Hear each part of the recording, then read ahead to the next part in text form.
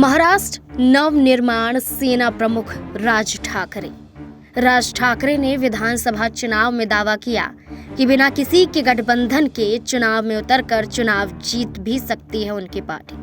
लेकिन विधानसभा चुनाव में 120 से अधिक सीटों पर मनसे ने चुनाव लड़ा, लेकिन मनसे के जरिए एक सीट भी नहीं जीती गई। यहां तक कि राज ठाकरे के बेटे भी चुनाव विधानसभा का हार जाते हैं।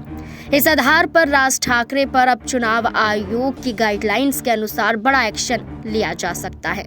गाइडलाइंस के अनुसार मनसे की मान्यता रद्द हो सकती है, क्योंकि 8% के करीब वोट प्रतिशत विधानसभा चुनाव में चाहिए होता है।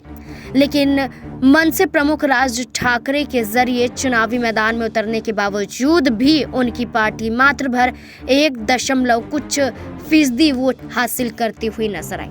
अब चुनाव आयोग ने कहा है कि पार्टी का सिंबल और पार्टी की मान्यता रद्द हो सकती है। इस आधार पर देखा जाए तो राज ठाकरे अब मुश्किलों में आ चुके हैं। राजनीतिक सफर धराशायी होने की कगार पर पहुंचता हुआ नजर आ रहा है। पार्टी की नींव खत्म होती हुई दिखाई दे रही है। वो राज ठाकरे जो एक वक्त पर शिवसेना के बड़े चेहरे के रूप में देखे जाते थे, जहां शिवसेना का उत्तराधिकारी तक बनने के लिए तैयार थे, वहीं राज ठाकरे अब राजनीतिक रूप से पिछड़ते हुए दिखाई दे रहे हैं। इस कड़ी में कहा गया कि वो अब शिवसेना यूबीटी प्रमुख उद्धव ठाकरे से मदद मांग सकते हैं। इस कड़ी में मदद मांगने से पहले एक बड़ा संकेत उद्धव ठाकरे और राज ठाकरे को लेकर मिलता हुआ नजर आया है।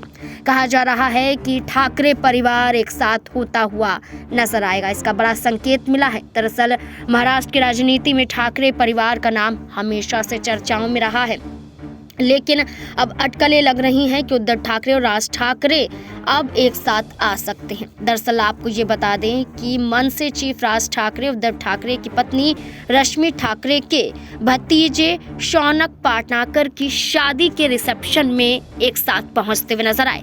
राज ठाकरे की पारिवारिक समारोह में मौजूदगी ने अटकलों को फिर से हवा दे दी है कि ठाकरे परिवार फिर एक हो सकता है।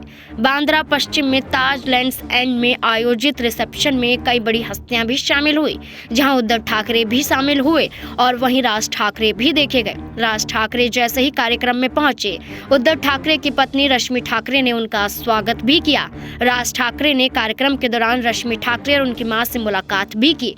हालांकि आदित्य ठाकरे भी वहां पर मौजूद नजर आए, लेकिन देखा जाए तो राज ठाकरे की मौजूदगी समारोह में होना यही संकेत देता है कि अब बड़ा परिवार का संकेत मिल रहा है कि वो एकजुट हो सकते हैं। देखना होगा शादी समारोह के बाद जिस तरीके से एक रिसेप्शन समारोह में एक साथ राज ठाकरे और उद्धव ठाकरे की पत्नी की मुलाकात हुई है, क्या इस मुलाकात के जरिए अब परिवार एक होता हुआ नजर आएगा या फिर नहीं।